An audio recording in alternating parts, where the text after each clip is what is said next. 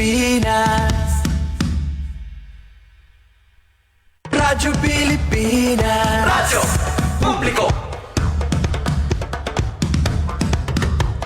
Radyo Pilipinas. Radyo Publiko.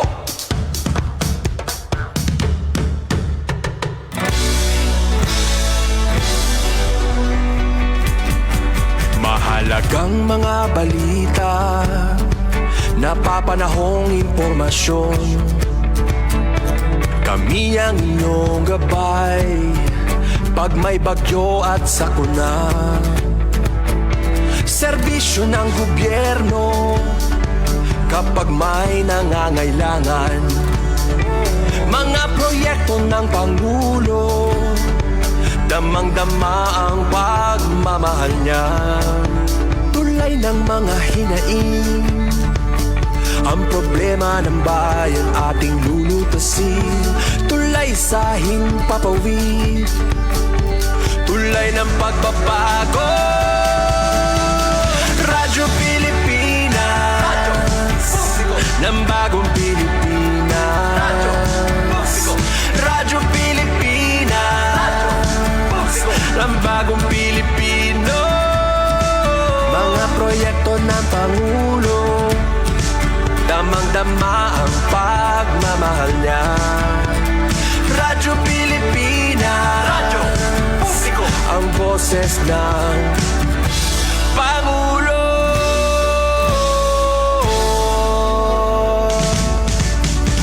Karamay nyo kami, kahit malayo man kami nakakarating. OFW magsasaka, buhay ay iba't iba, san mang lugar ng bansa natin. Tulay ng mga hinaing, ang problema ng bayan ating lulutasin. Tulay sa himpapawid, tulay ng pagbabago. Radyo Pilipinas, Radyo Publiko. Ng bagong Pilipinas. Radyo Publiko. Radyo Pilipinas, Radyo Publiko. Ng bagong Pilipino. Mga proyekto ng Pangulo, damang-dama ang pagmamahal niya. Radyo Pilipinas, Radyo Publiko. Ang boses ng Pangulo. Radyo Publiko. Radyo Pilipinas. Radyo Publiko. Radyo Pilipinas.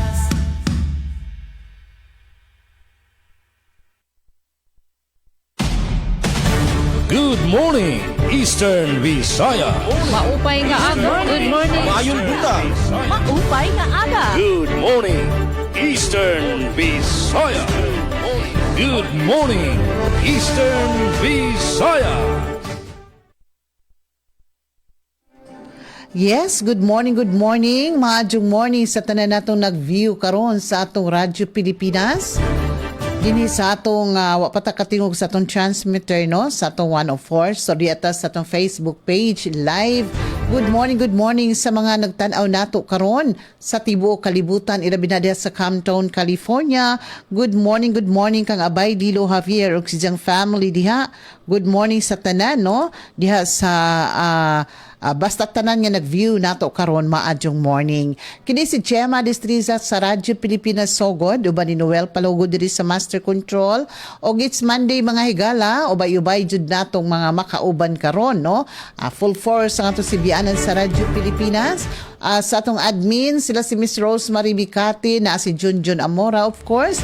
Ang atong pugihan nga atong security guard officer nga si Igoy Paul. Salamat kaadyo Goy. Ug ingon man mga higala, ang ato nga mga frontliners karong buntaga ang naghatod sa ilang mga informasyon. Sila si Aljun Malot, Miss Ria Mikate, Ruel Bugnos Jr., Dalia Urit Atwil ug Jevic Epes.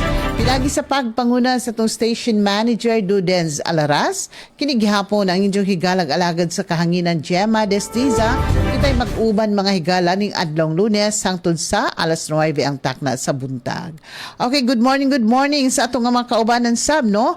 Ang mohatod sila mga informasyon gikan sa Radyo Pilipinas Borongan. Naadha si Miss si Miss Daisy Belizar. Good morning, Miss Daisy. O good morning sa diha sa Calbayog City, Radyo Pilipinas Calbayog, si Miss Josette Pretencio. Sa Philippine Information Agency, karong buntaga, si Sir Rod Victoria. O sa DYDC VSU, si Sir Glody Gayunda. So, atong pag-asawaan mahigala ang mga informasyon sa Tibok Eastern Visayas. O gingon man, ato day nga pagpasabot sab sa atong kahimtang sa panahon karon diri sa atong lalawigan sa Southern Leyte. Init na ang atong panahon mga higala. Dunay paglamugdong usahay sa atong kawanangan apan naagihapon ang kainit. Ita mo konfiyansa ha, kay mo kalitan na mapud og bundak ang uwan. And then sa tong peace and order situation, nagpabiling hapsay og linaw ang atong lalawigan sa Southern Leyte. Gawas lamang naay mga panghitabo, ilabi na sa mga batanon, subras paghigugma, pagmahal. Unya mag-away-away ni mga batanon, 18 anyos ang edad, no? Mabuwagan gani, basig away-away ra to ba kay gusto magpasuyo si girl. Sus na niod magboy. So, tumbok in taon nakabsan og kinabuhi naghikog hanging. Pastilan kasayang sa kinabuhi sa usa ka sa 18 anyos. Og usa na sa mga nagudang mga panghitabo karon og kini pong mga ato nga mga motorista no hinahinay ta labi ng mga batanon kining pagpadagan sa motor no hinahinay jud in town kay di na ta kapalit og kinabuhi. Og sa atong supply sa atong kuryente og sa atong tubig 24 hours ang atong tubig datong Saturday from 5 a.m. to wala pod kaabot og alas 6 no kay alas 6 man to giingon. So alas 5 ni balik na ang kuryente, mga 4 pa gani kapi nakabalik na ang kuryente. Og sa GCP man to. Og overall situation sa atong lalawigan hapsay og linaw ang atong lalawigan sa Southern Leyte. Okay, so dito maglangay mga higala ato nang paminawon ang mga kalambuan sa ato nga mga sister stations pinaagi sa ato nga paghatag na sa ilang mga pasiuna og uban pa nga mga informasyon. Good morning, Eastern Visayas. Okay, good morning, Miss Daisy. Maadjong buntag.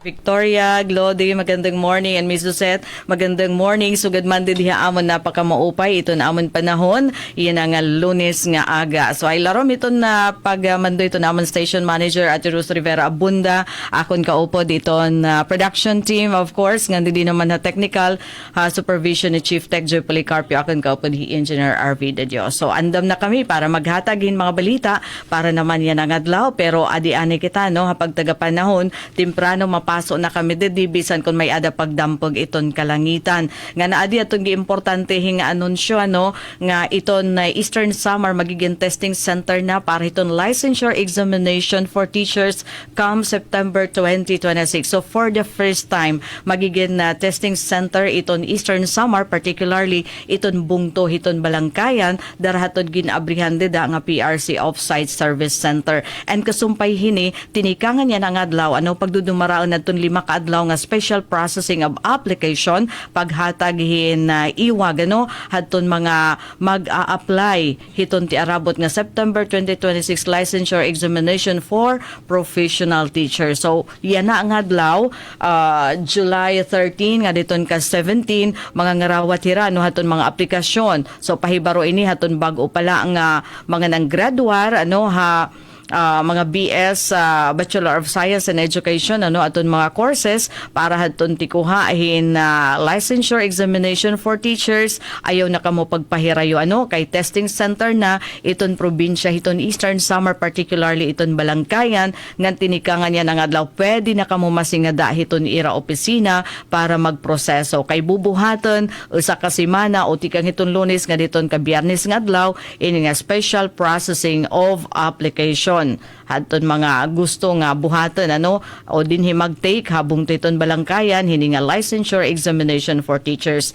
Other than that, available gihapon iton mga serbisyo, professional identification card para haton renewal, initial registration para haton bag-o nga mga nanmasar, anuhin board, PRC ngan sugad man certification ngan authentication services, abri gihapon iton ira opisina. Ngan samtang bay naman ha pagtaga kuryente didi ha probinsya iton Eastern Samar, waray sked nga power interruption yan pero buwas may ada July 14 magiging apektado adton mga substation hiton Borongan ngan Taft nga kundiin magkakamay-adahin siguro mga 30 minutes nga pagparang buwas nga adlaw July 14 between 5 to 6 a.m. So buwasa mga 30 minutes lang yon kay may ada bubuhatan nga maintenance activities along Borongan Kinapundan 69 kV line ito National Grid Corporation of the Philippines.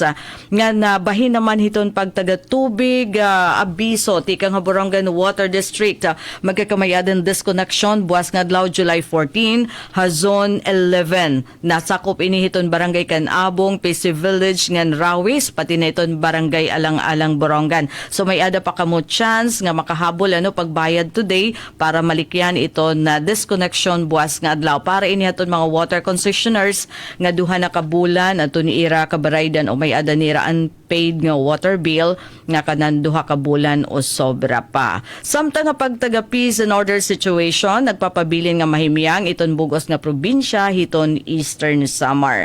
Ngan paran headlines iton mga balita para yan ang adlaw Lunes. July 13, 2026 adi na aton na nahikay hiton Radyo Pilipinas Borongan.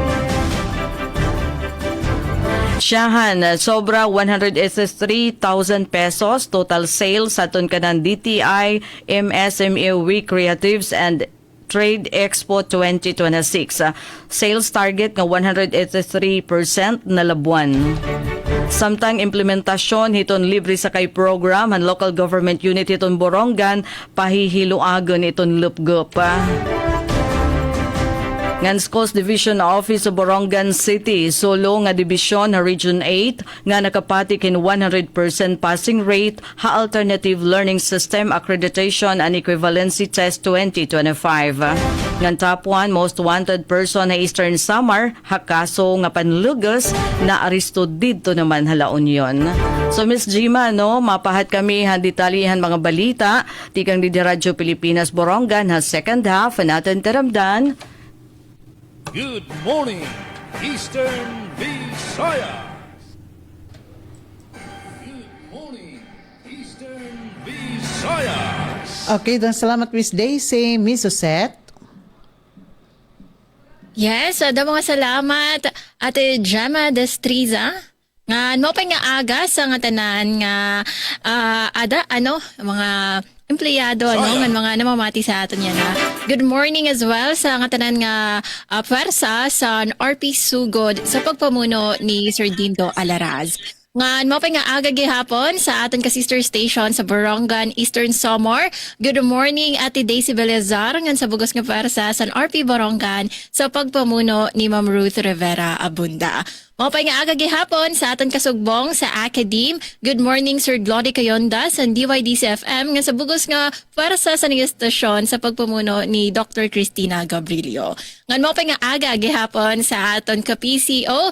Good morning Sir Rodrigo Victoria ngan sa bugos nga puwersa sa Philippine Information Agency sa pagpamuno sa naton Regional Head Sir Rian Arinto. So, update sa panahon dede sa Calbayog. So, nagpapabilin man nga mao pa yung panahon sa pagkaya na sa aton pagbiyahe pa kadi sa opisina in nasirak man si Mr. Sun. Sa pagkaya na among temperatura, we are at 28 degrees Celsius but it feels like 35 degrees Celsius. So, maadlaw, mapaso-paso pero dire kita magtagya kay may adasan 30 to 40% chance of rain niyan nga kulop. Mao dara gihapon kita san aton mga kapote nga naton payong para in case nga umuran in may ada magagamit pagproteher sa aton kalugaringon. So, update naman para sa aton utilities dito sa Calbayog and sa Malco 1, waray man nagpagawa san bago nga abiso bahin san pagkaparong san kuryente. Wara liwat abiso nga ginpagawas an NGCP, pero apesar sa na Ate Daisy, Ate Gemma, Sir Gloding, and Sir Rod, may adagi hapon mga na-eksperyensya kami nga mga unscheduled power interruption sa to naglabay nga weekend, tigda na paparong aton kuryente, mahitungod sa mga magkadarodelain nga rason, sugad nala sa natumban poste, may ada nakasabid sa linya sa kuryente, so mao iton nga may ada sa mga unscheduled power interruption or mga emergency power interruption. Pag taga-tubig naman, so good news, waray nagpagawas ang Calbayog Water Company Incorporated san abiso san low pressure to no pressure san tubig, pero apesar sa na nagpapabilin lagi hapon kami unfortunately nga maluya an abid san tubig an rason nagpapabilin lagi hapon nga hamubo an level san tubig sa aton mga primary water sources dide sa Calbayog. So mao inin rason nga mahinay lagi hapon aan abid sa tubig sa aton mga gripo, mao kon medyo naglalaksi malaksi liwat anamon pagsalod sa namon mga timba nga tanan nga mga pwede pag saluran, pwede pagbutangan sa tubig. Ngan, good news naman at today sa Gemma, Sir Rod, ngan Sir Glody, para sa itong mga karuyag magtrabaho sa barko, karuyag maging marino or marine engineers, an maap o an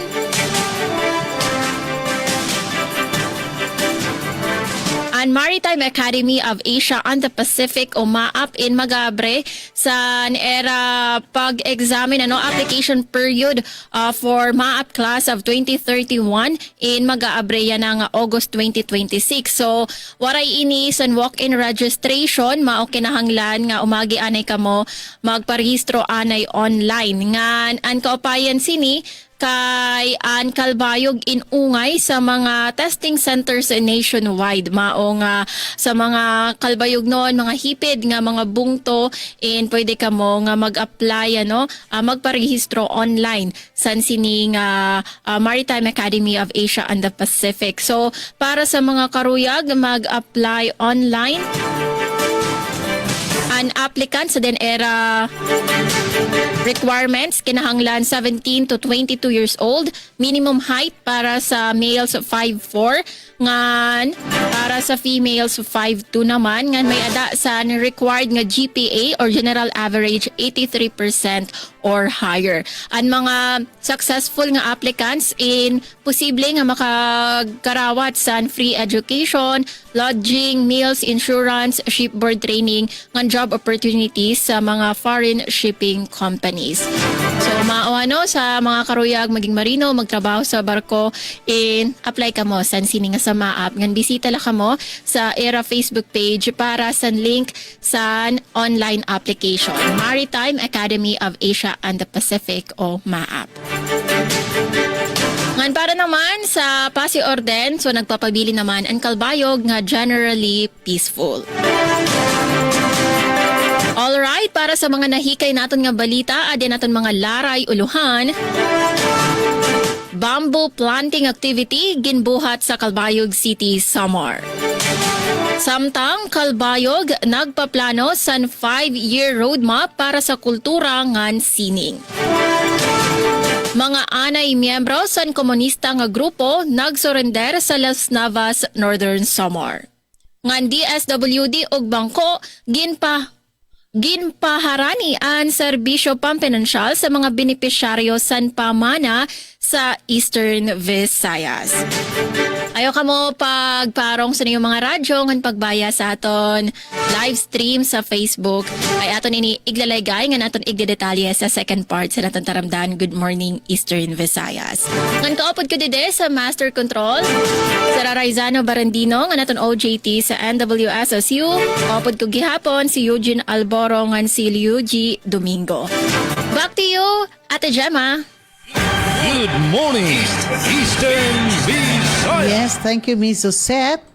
O para sa ijang pasuna. Good morning, Eastern Visayas. Good morning, Sir Rod Victoria. Good morning, Eastern Visayas. Mayong buntag sa atong mga kauban ning Lunes nga adlaw, Hulyo 13, sa atong program host, Ma'am Jimmy Distresa sa Radyo Pilipinas Sugod. Sa atong kauban usab, si Ma'am Daisy Lalusa Belisar sa Radyo Pilipinas Borongan, sa atong usa pa nga kauban.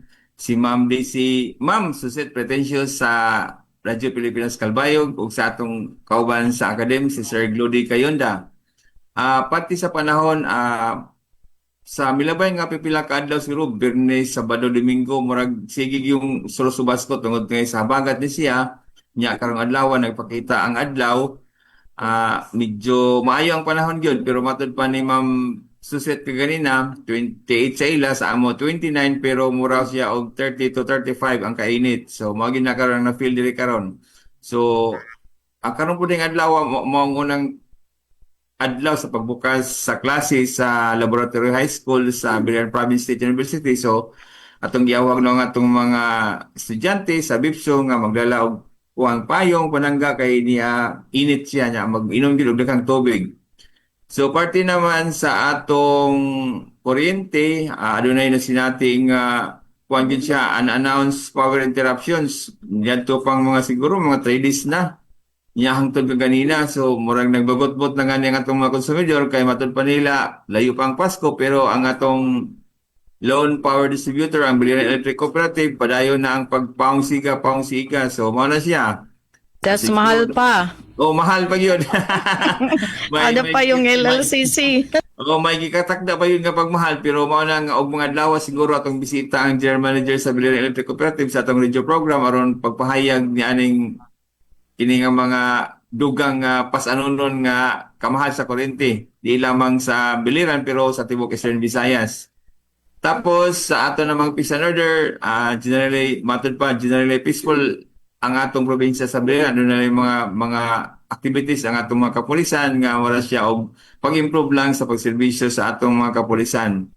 Parte naman sa atong telcos, wala naman tayo na sinating nga mga putol sa atong linya sa kini atong telepono.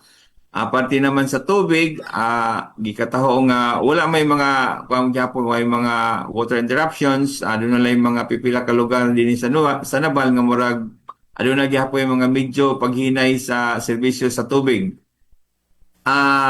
Mo na to ang atong mga pasiuna nga sitwasyon, pati naman sa atong balita alang sa atong second half, mao kini ang uluhan serbisyo sa Passport on Wheels, serbisyo nga mas dol gidala nga serbisyo nga dol sa katawhang Biliranon, tapos provincial nga pagkamanan sa Biliran mibalik na sa 4-day work week sugod karong adlaw Hulyo 13. So atangan nato ang detalye aning mga balita sa atong second half ug maayong butang sa atong tanan. Good morning, Eastern Visayas. Yes, salamat Sir Rod o para sa VSU niya si Sir Claudy. Good morning, Eastern Visayas. Yes, daghang salamat Ma'am Gemma. Good morning sa imo diha ug sa imong mga kaubanan diha sa Radyo Pilipinas sugod sa Southern Leyte. Og mao pa nga aga gihapon nito naton mga suki nga man marati habugos nga Region 8 no. Og good morning kang Ma'am Daisy sa Radyo Pilipinas Borongan City o kang Ma'am Suzette sa Radyo Pilipinas Calbayog City. Good morning sad kang Sir Rod diha sa PIA Biliran. Og sa ngalan sa mong station manager nga si Dr. Cristina Gabrilio, radio engineer Sean Villagonzalo, kini si Glody Kayonda ang maghatod kaninyo og update balita dinhi sa Dakbayan sa Baybay. Og update sa panahon, so nindot ang kabuntagon diri sa Dakbayan sa Baybay karong adlaw. Apan dili mo kumpiyansa sa mga higala, adunay posibilidad sa pag-ulan og panagsang dalugdog ilabi na sa hapon. Ang temperatura moglangkob sa 21 hangtod 27 degrees Celsius. So ginawagang tanan nga magdala og payong o raincoat kung mogawas og magmatngon sa mga dalan tungod sa posibleng madanglog nga kahimtang no sa labi na sa panahon sa ting-ulan. So alang sa update sa pagtaga-kuryente, so walay na italang power interruption advisory sa milabay nga 24 oras. So daw pagka I think Friday or Saturday no naka usa ka power interruption nakasinati ang dinhi sa dakbayan sa Baybay. So sumala sa Leyeco 4 or Leyeco 4 padayon ang normal nga supply sa kuryente sa lugar. So padayon lang sa pagmonitor sa opisyal nga pahibalo sa power utility alang sa posibleng umaabot ng mga updates mga higala.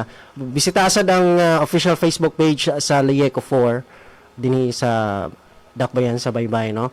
Og update sa pagtaga-tubig. So alang sa atong water service update, no, walay na italang water service interruption sa milabay nga 24 oras wala sa Baybay City Water District. Samtang nagpahinumdum ang Baybay City Water District sa ilang advanced disconnection advisory. Ang mga concessionaires nga adunay overdue accounts sa mga apektadong lugar pagaputlan og serbisyo karong Hulyo 14 hangtod 17, no, ugma magsugod ugma. O ginawahag ang tanan nga adunay pending nga bayronon nga mobayad sa ilang labing dali, no, aron na malikayan ang pagkaputol sa serbisyo sa tubig. So mahimo na mobayad pinagi sa nagkadaiyang mga e-commerce app, no, especially ang GCash o guban pa.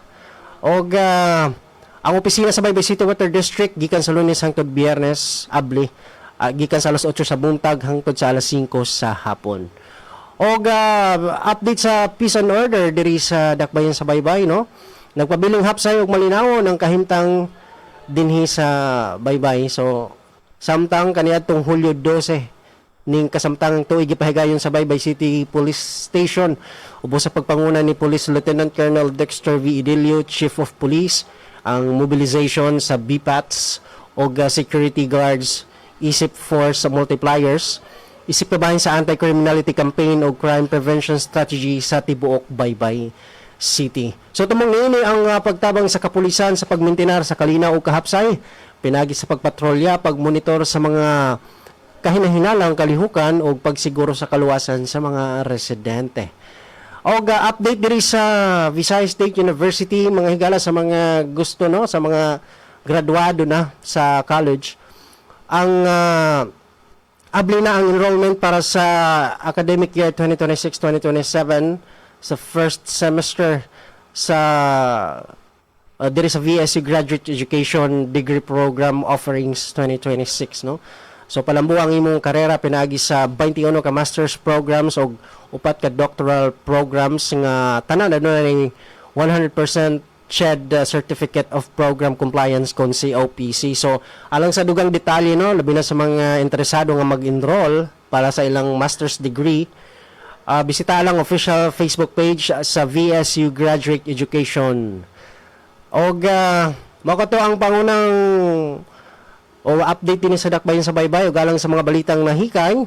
VSU Main Campus ug Vita Campuses andam na alang sa commencement exercises 2026 ug VSU Annual In-House Review 2026 malampusong gipahigayon.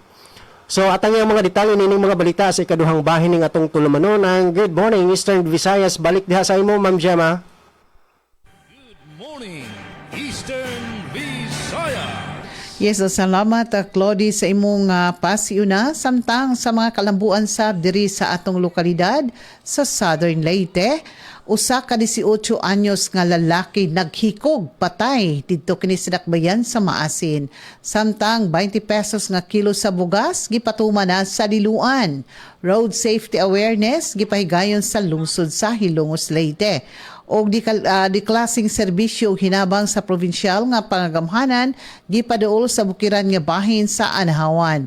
Og panagtambayayong sa Coast Guard ug LGU hinunangan gipalig-on. Kini og uban pa masayran sa pagpadadyon sa ato nga mga pagpahigayon paghatag sa atong mga informasyon dinhi sa atong sibianan karong taud-taud ato iba. Good morning, Eastern Visayas. Radyo Pilipinas. Radyo Publiko. Radyo Pilipinas. Radyo Publiko.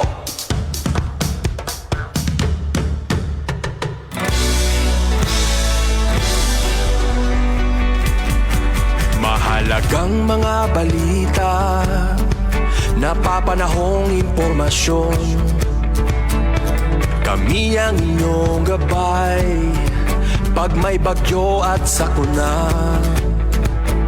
Serbisyo ng gobyerno kapag may nangangailangan. Mga proyekto ng Pangulo, damang-dama ang pagmamahal niya. Tulay ng mga hinaing, ang problema ng bayan ating lulutasin. Tulay sa himpapawid, tulay ng pagbabago. Radyo Pilipinas, ng bagong Pilipinas. Radyo Pilipinas, ng bagong Pilipino. Mga proyekto ng Pangulo, damang-dama ang pagmamahal niya. Radyo Pilipinas, Radyo Publiko, ang boses ng Pangulo.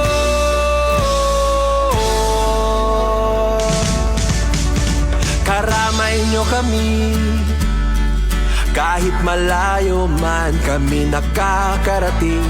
OFW magsasaka, buhay ay iba't iba, san mang lugar ng bansa natin. Tulay ng mga hinaing, ang problema ng bayan ating lulutasin. Tulay sa himpapawid, tulay ng pagbabago. Radyo Pilipinas, Radyo Publiko, ng bagong Pilipinas. Radyo Publiko, Radyo Pilipinas, Radyo Publiko, ng bagong Pilipino. Mga proyekto ng Pangulo, damang-dama ang pagmamahal niya. Radyo Pilipinas, Radyo Publiko, ang boses ng Pangulo.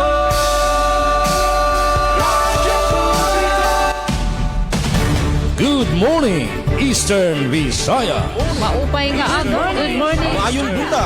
Maupay nga aga. Good morning, Eastern Visaya. Yes, sa makausap pa, good morning sa atong Good Morning Eastern Visayas. Din ato nang ipaambit ang mga detalye sa ato nga mga kalabuan sa Tibok Eastern Visayas.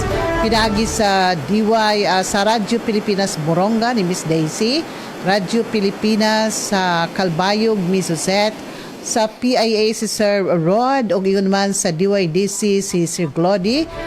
Atong pagasawan ang atong mga kalambuan. Good morning, Eastern Visayas. Alright, nato na oras, mayroon na kita 33 minutos sa nakalabayhan alas 8 haaga, ngansyahan nga balita, nahikayhan Radyo Pilipinas Borongan para yun ang Lunes nga adlaw, July 13, 2026 ay binantad ngayon kami didihin talala nga linog alas 7:52, 2.4 magnitude nga linog dididapit ito naaman sa pit nga bungto San Julian. 2.4 magnitude nga linog 37 kilometers adton na iya Hilarom tectonic nga waray ginlalauman nga mga aftershocks kasi mahinay laad to nga pagbantad nga ni Dinya Borongan waray namon abata. So bueno, syahan nga balita, sobra 183,000 total sales sa ton DTI MSME We Creatives and Trade Expo 2026. Sales target 183% na labuan. Aadi ang detalyihan report kan Pen Pomida. Radyo Pilipinas report. Nalabuan 57 micro, small and medium enterprises MSMEs ang sales target ang MSME Week Creatives and Trade Expo 2026 katapos umabot 182,647 pesos. Ang kabugusan nga sales upod na ang 104,647 pesos nga cash nga book sales nga na trade fair nga 78,000 pesos nga sales ang arts exhibit tubtubhan pagtapos sa upat ka adlaw nga expo han July 9 halabihan new provincial capital Capitol, Borongan City. Sumalahan DTI Eastern Samar ang kabugusan nga sales nakalabaw original nga target nga 100,000 pesos nga nakaabot 183% sales accomplishment. Nagpapakitan padayon nga suportan publiko ang mga lokal nga produkto nga padayon nga pagtubo ang mga MSME sa probinsya. Ha-interviewhan Radyo Pilipinas, ginsabi ni Trade and Industry Development Specialist Nelly Alpes nga dakan bulig han aktibo nga partisipasyon han publiko, mga ahensyan gobyerno ngan pribado nga sektor, hakalampusan han Trade Expo nga kabayin han selebrasyon han MSME Week 2026. An Aklan Food Products tika nga San Policarpo ang ginkilala nga top seller for food, samtang ang Memento Souvenirs and Gifts ang top seller for non-food ngan overall top seller han trade fair. Sumalakan Alpes na gin pinakapopular ha food products ang chicharon tarukog han Aklan Food Products, kalamansi concentrate ngan kalamansi wine han Island's Best Food sa Giwan, mga delicacies nga tambis-tambis ngan sashima han Panings Food Products, cacao products ugad han chocolate ngan Tableya han Bulusaw Coconut Based Integrated Farmers Association Incorporated, Halawaan herbal products ugad han ginger ngan turmeric powder han Miwa Producers Cooperative Valurente, an bantog nga sa Lukara han Barangay Lalawigan Women's Association ngan an mga chocolate products han Miss Cacao Chocolate Processing ha Borongan. Dugang pahini naka-generate liwat hin 78,000 pesos nga sales an arts exhibit nga nagpakitan padayon nga pagdakan merkado para mga obra han lokal nga mga artist han creative ha Eastern Samar. Durante ang expo nagdumara liwat ang DTI hin market matching o business linkaging ha Eastern Samar State University, dinigin pakilala ang mga produkto han MSME sa mga pribado nga kantin ngan tindahan ha business center han Universidad. Nagresulta inihin positibo nga feedback tikang ha mga negosyante ngan nagtikang ang negosasyon para ma-display ngan mabaligyan mga lokal nga produkto ha masaluag nga merkado. Nagkamay adaliwat hin business negotiations para mga paintings nga kabayin han creative exhibit. Sumalapakan Alpes paday nga ginaghat han DTI ang mga MSMEs nga maging Food and Drug Administration FDA compliant, pinagyan pagbulig as skills training, pinagyan mga negosyo center, paggamit hin FDA compliant processing facilities ngan pagkuhen certificate of product registration base maging kwalipikado ang ira mga produkto ha regional nga national trade fairs. Para bagong Pilipinas, Penelope Pumida, Radyo Pilipinas, Radyo Publiko, Borongan. Damo nga salamat ang report, Ate Pen Pumida. Good morning, Eastern Visayas. Para naman sa siyahan nga balita, matikang gide sa RP Calbayog, bamboo planting activity ginbuhat sa Calbayog City, Samar. Ini igbabalita ni Charmaine Perito Balvez. Radyo Pilipinas report. Como parte sa nationwide tree planting activity na kiusa sa Higwaos ang syudad San Calbayog, pinaagisan pagtanom 40 nga bamboo seedlings sa Riverside area sa Barangay Lunoy, Calbayog City. Makakabulig ang gintanom nga mga bamboo para mabaton ang epekto sa climate change, hulga sa soil erosion o pag-ana sa tuna ug maproteheran ang mga residente kontra sa mga kalamidad. Padayon liwat ang mga programa sa syudad, bahin san pag-ataman ug pagproteher san aton kalibungan ug sugad man pagpakusog san kaandaman san mga residente sa epekto san kalamidad. Kasugbong ang City Environment and Natural Resources Office, First Samar PMFC, First Samar Advisory Group, Norweso BS Environmental Science Interns, Sacrifice, mga opisyal sa Barangay Lunoy ug mga volunteers padayon nga ginaghat ang publiko nga magpartisipar sa kapareho nga mga aktibidad ug magburbligay pagproteher sa aton kalibungan. An aton igtatanumyana an usa sa mga importante nga pamana para sa masunod nga henerasyon. Para sa Bagong Pilipinas, Charmaine Perito Balvez, Radyo Pilipinas, Radyo Publiko, Calbayog. Damo nga salamat Charmaine sa imo report. Good morning, Eastern Visayas. Para naman sa PI Biliran, ani ang atong taho, serbisyo sa passport on wheels, gidala nga serbisyo nga mas duol sa katawhang biliranon ug karon ani ang katukiban ini nga balita.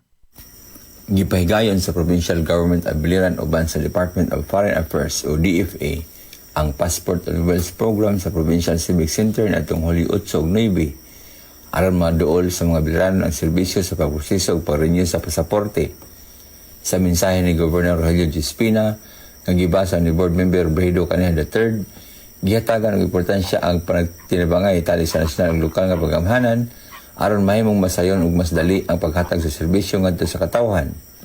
Matod pa sa gobernador, ang maong programa kabahin sa padayon nga paningkamot sa serbisyong biliranon. Dili na kinahanglan nga mobiyahe pa ang mga residente ngadto sa layo nga DFA offices aron makakuha o makarenew sa ilang passport. Pinagi sa Passport on Wheels na tigom ang oras, mikunod ang gasto sa biyahe ug mas daghang biliranon ang nakabenepisyo sa maong serbisyo.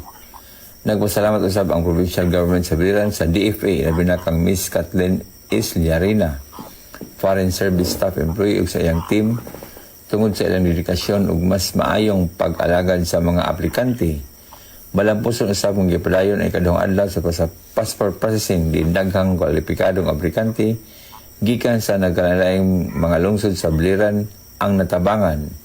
Nagpakita kini sa lig-on nga panagtambayang sa DFA ug sa provincial government sa biliran sa pagdala sa epesyente paspas ug mas duol nga serbisyo sa gobyerno ngadto sa matang biliranon.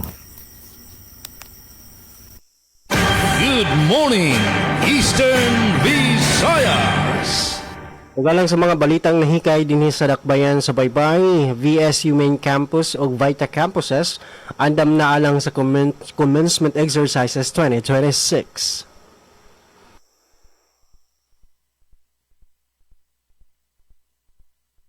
Andam na ang Visayas State University kun VSU Main Campus ug ang upat ka Vita Campuses niini alang sa commencement exercises 2026. Din pagkapasidunggan ang mga graduado nga malampusong nakahuman sa ilang mga akademikong programa. Lakip sa mga campus nga magpahigayon sa commencement exercises karong adlaw nga mao'y unang magbukas sa serya sa graduation ceremonies sa Visayas State University karong tuiga. Ang Regional Executive Director sa Department of Agriculture Regional Field Office 8, Rodel G. Macapanyas, mao'y commencement speaker sa maong seremonya. Human sa graduation sa VSU Villaba, musunod ang ubang Vita campuses sumala sa ilang gikatak ng schedule. Ang VSU Isabel magpahigayon sa graduation sa Hulyo 14, VSU Tolosa sa Hulyo 16, ug VSU Alang-Alang sa Hulyo 17. Samtang ang VSU Main Campus sa Baybay City, gikan sa Hulyo 21 hangtod 23 ning kasamtangang tuig, din pagkapasidunggan ang mga graduado gikan sa nagkadaayang kolehiyo o akademikong programa sa universidad.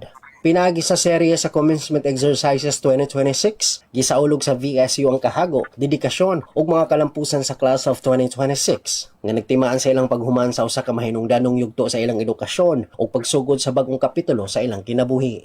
Giauhag usab sa universidad ang publiko nga subayon ang live stream sa matag graduation ceremony pinagi sa opisyal nga Facebook page sa VSU aron makiguban sa pagsaulog sa kalampusan sa mga proud Viscan nga graduado sa tanang VSU campuses. Gikan sa VSU DYTC FM, Glodic Kayunda. Good morning, Eastern Visayas.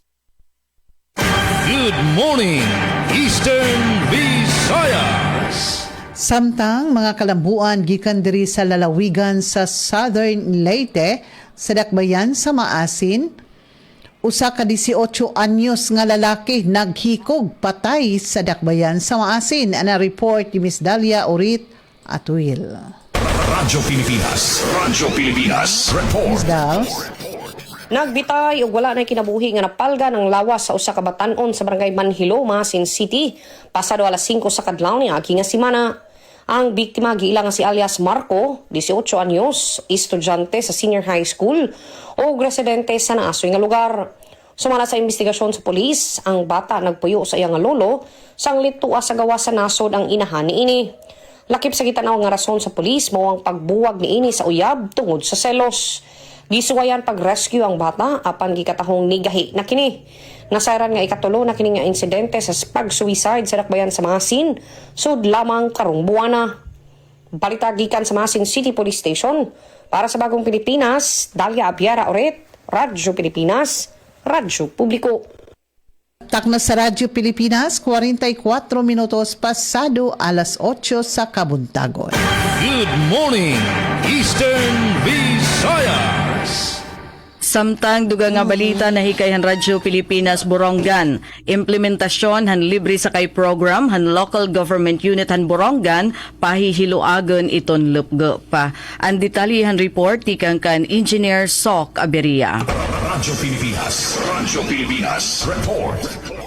Papahiluagan ng lokal nga pamunuan ng syudad ng Borongan itong lupgupit implementasyon ng libre sakay programa syudad ng Borongan. Ang yatong iginpahamtang ni Mr. Rodito Busa, Officer in Charge at City Traffic Management Office sa CTMO, at ubangan ng mga punong barangay ng syudad durante ang gindumara nga pinakauri nga liga ng mga barangay LNB Borongan City Chapter Meeting nga naglabay nga simana.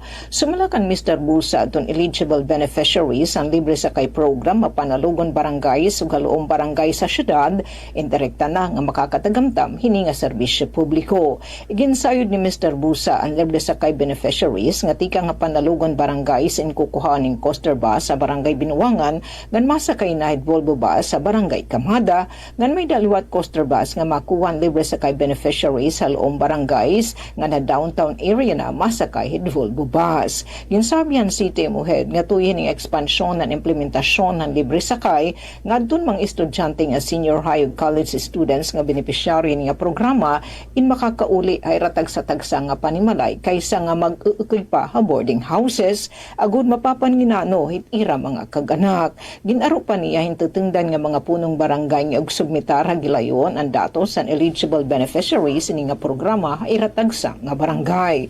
Gintitinguhan lokal nga pamunuan ng syudad nga mahipatuman ini ekspansyon ng implementasyon ng libre sakay yana nga bulan hit Hulyo sigun pa City Mohead. Samtang ini nga serbisyo publiko han LG Borongan in ginparignan it City Ordinance number 277 series of 2024 an ordinance establishing free transportation o libre sakay for Boronganan students, PWDs, senior citizens and city government and barangay health workers in Borongan City, providing funds therefore and for other purposes. Para sa Bagong Pilipinas, Sok Aberia, Radyo Pilipinas, Radyo Publiko, Borongan. Damo nga salamat ang report, Ate Sok Aberia. Good morning, Eastern Visayas. Tadugang pa nga balita, Kalbayog nagpaplano sa 5-year roadmap para sa kultura nga sining. Detalye ade sa akon report. Radyo Pilipinas. Report. Ginpahigayon sa Kalbayog kahiara ang Arts and Council ang siyahan nga council meeting sa dunaglabay nga Biyernes. Ginpangunahan ni Mayor Raymond Uy ang meeting nga gintambungan sa mga cultural leaders nga stakeholders sa syudad. Tumong sa aktibidad nga mapakusog ang mga programa sa Kalbayog, may kalabutan sa arts, heritage ng cultural development, lakip sa mga ginhisgutan ang preparasyon para sa Hadang Festival ngan kinahimatan Charter Day celebration. Ginhisgutan liwat ang inisyatibo nga visioning and visualizing the culture and arts terrain in Kalbayog for the next 5 years. Nagpresentar naman ang City Arts and Culture Office and updates sa era mga events nga activities para yana nga tuig. Ginlalauman nga magiging basihan ini sa mas komprehensibo nga roadmap para sa padayon nga pagpauswag sa kultura nga sining sa Kalbayog. Ginpabugatan sa konseho nga importante ang arts nga heritage sa pagpakusog sa civic pride, identidad sa komunidad nga sustainable nga cultural growth sa syudad. Para sa Bagong Pilipinas, Suzette Pretensio, Radyo Pilipinas, Radyo Publiko, Kalbayog. Aton oras, 12 minutos na la ang nagpapabilin antes mag alas 9. Good morning, Eastern Visayas. Sa lain nga balita sa PI Biliran, probinsyal nga pagamanan sa Biliran, mibalik na sa 4-day work week sugod karong adlaw Hulyo 13. Ug karon ani ang katukiban ini nga balita. Sugod karong adlaw, Lunes, Hulyo 13, opisyal lang gipatuman pag-usab sa Provincial Government Abliran ang 4-day work week alang sa mga opisina sa Kapitolyo. Subay sa Memorandum Number 0048/2026 ang gipagawas ni Governor Rogelio Espina nitong Hulyo 8. Ubos sa mga schedule ang opisina sa Kapitolyo magtrabaho gikan sa Lunes hangtod Huwebes sugod alas 7 sa buntag hangtod sa alas 6 gabi katumbas sa 10 ka oras matag adlaw. Base sa maong kamandoan, adunay mga opisina o mga personel nga dili sakop sa maong kausaban o magpalayon sa ilang 8 ka oras nga trabaho matag adlaw. Lunes hangtod Biyernes, lagip ini ang Provincial Social Welfare and Development Office o PSWDO, Provincial Disaster Risk Reduction and Management Office o PDRMO, Biliran Provincial Hospital, Biliran Provincial Jail, inguman ang mga job order personnel nga nagmaintenar sa Provincial Capital Grounds o uban pang personnel nga ginahanglan aron mapadayon ang panghangganong serbisyo publiko. Matod pa sa provincial government, ang pagpatuman pag-usab sa 4-day workweek kabahin sa suporta sa national government sa kampanya sa pagtipid sa enerhiya tungod sa padayon nga pagsaka o pagkadili-ligon sa presyo sa lana nga giyang epekto sa nagpadayon nga panagbangi sa Middle East ug sa gilauman usab nga pagsaka sa singil sa kuryente sa Region 8. Gimando usab ang tanang opisina nga maminusan ang paggamit sa air conditioning units o gamiton ang electric fans kung mahimo aron makatigom sa konsumo sa kuryente. Apan dili kini ipatuman sa mga lugar nga naginahanglan og kontroladong temperatura sama sa cold storage facilities, pipila ka mga departamento sa Biliran Provincial Hospital ug ubang opisina nga adunay sensitibong kagamitan. Ang provincial government naghangyo sa kooperasyon ug pagsabot sa tanang empleyado o sa publiko aron magmalampuson ang malakang sa pagtipid sa kuryente. Samtang gipadayon ang epesyente o kalidad ng serbisyo publiko. Good morning, Eastern V.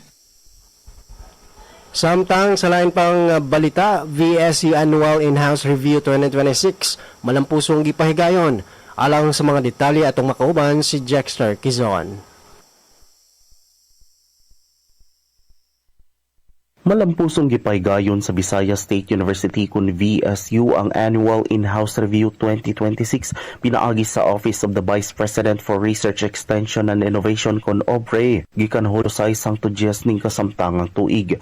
Gitambungan ang maong kalihukan ni VSU President Dr. Pros IVJ Yepes lakip ang mga faculty members, researchers, extension implementers ug mga project teams gikan sa nagkalain-laing faculty ug opisina sa universidad aron ipresentar ug ipailalom sa evaluasyon ng mga research, extension o non-research and development ko non-R&D project. Gisusi ang nagkalain-laing mga proyekto ubos sa lain-laing commodity o thematic clusters isip kabahin sa padayon nga paningkamot sa VSU sa pagpalambo sa kalidad o epekto sa mga research o extension programs nga makatampo sa komunidad o sa mas lapad nga katilingban. Ang Annual In-House Review usa sa mga regular nga kalihukan sa Visayas State University nga nagpalig-on sa padayon nga paningkamot sa institusyon nga mapauswag ang panuki-duki, proyekto o mga inisyatiba pinaagi sa sistematikong evaluasyon. Gikan sa DYDC-FM, Jexter Quizon, Good Morning, Eastern Visayas.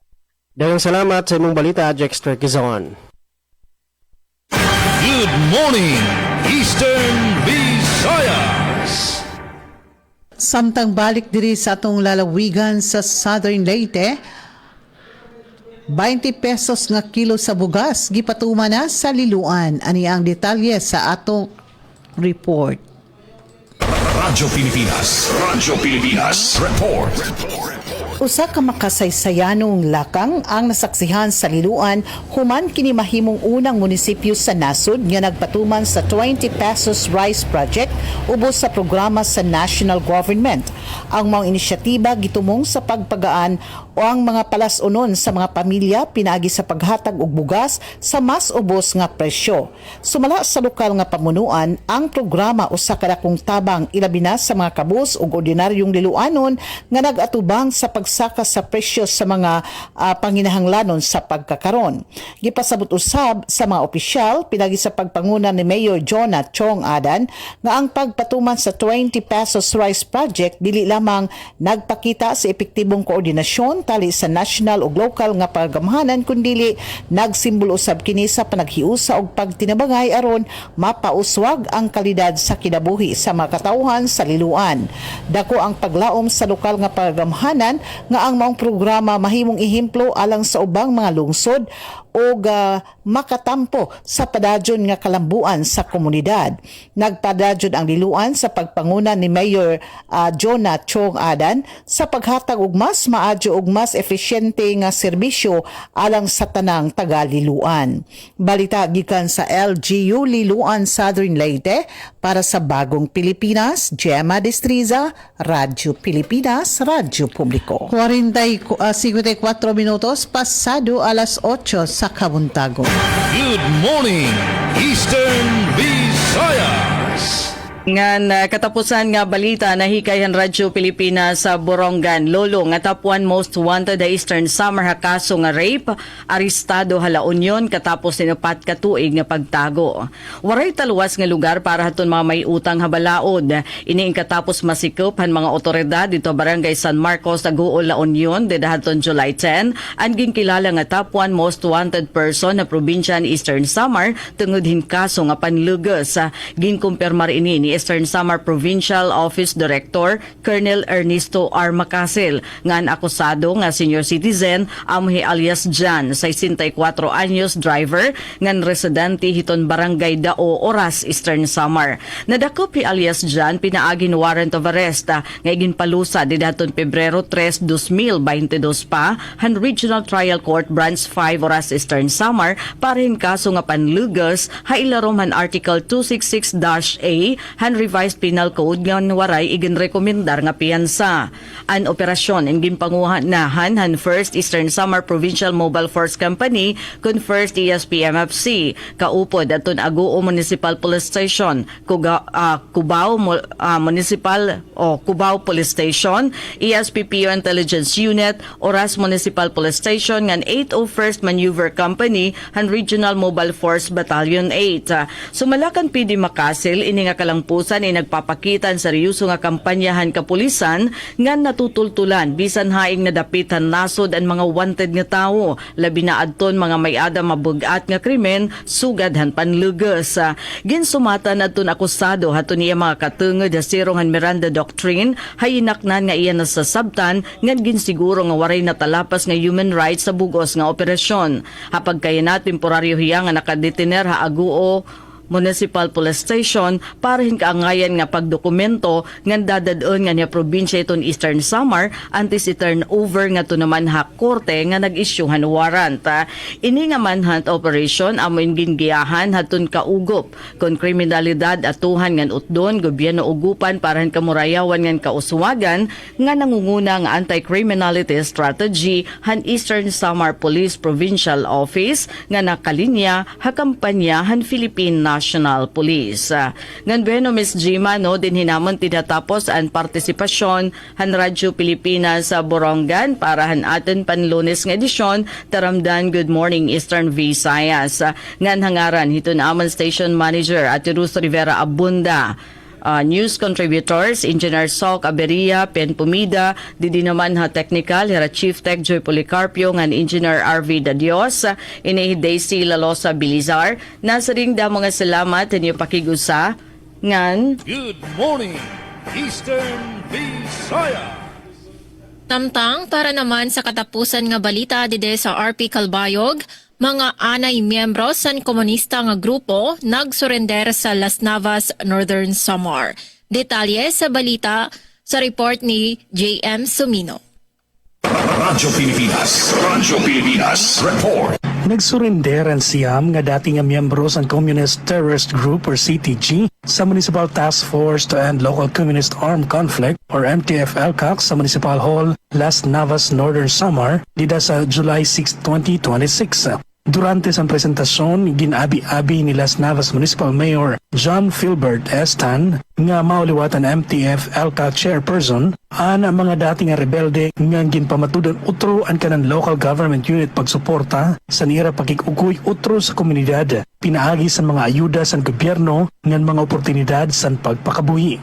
Kakurian, gutom ng grabe nga pag-ubos sa pagkatawo, ini ang mga eksperyensya sa kamot sa mga arbado nga grupo nga nagduso sini nga mga dating rebelde sa niraboluntaryo nga pagsurrender nga pagbalik sa pagsunod utro sa mga balaod. Ang pagsurrender ay nagpapakita sa nagtitikaluya nga moral sa sulod sa CTG ngan san padayon nga kalampusan san kanang gobyerno nga paningkamot para sa kamurayawan ngan reintegration. Para sa Bagong Pilipinas, J.M. Sumino, Radyo Pilipinas, Radyo Publiko, Calbayog. Damo nga salamat JM Sumino sa nimo report nga temporary naliwat kami nga mananamilit dede sa aton programa Good Morning Eastern Visayas. Damo nga salamat sa ako nakaupod nga news contributors sira Charmaine Parito Balvez nga JM Sumino. Nga damo gihapon nga salamat sa aton nakaupod sa Master Control sira Raizano Barandino nga si Eugene Alboro ug si Charito Omega.